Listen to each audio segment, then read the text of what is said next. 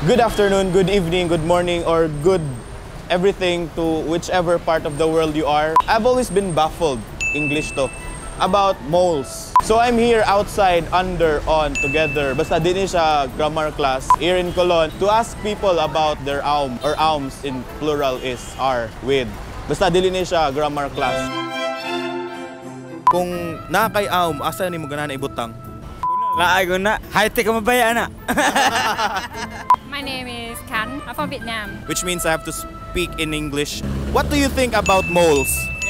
Well, actually, I think it's something very natural. Kung panganlan ni mo yung aum, asa may pangan niya? Mole, from the word mole. Asa man yung pinakapaborito nga aum? Dunggan. Nga sa dunggan man, Dali mo ko dungog. wala ka selos ang ubang aum nimo. Wala man. Para nimo sa meaning ng aum sa imong mata. Sharp imong eyes. Kung tagaan nimong pangan nimong aum, unsa man? Responsible.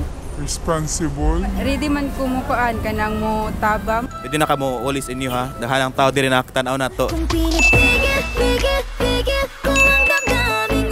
So there you have it, people of the internet and the social media. Your questions about aum, alum, aums in plural have been answered. You can tweet me at Pipo de Radal using the hashtag AskPipo, and you might just be responsible for the next episode or episodes if our producers would allow it.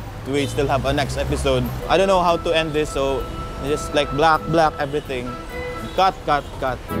Para sa full episode, subscribe to youtube.com/fatboysprod. Share this video and tag 2 friends. Promise, kamong tulo, di mo magproblema kwarta hangtod mo tiguang mo.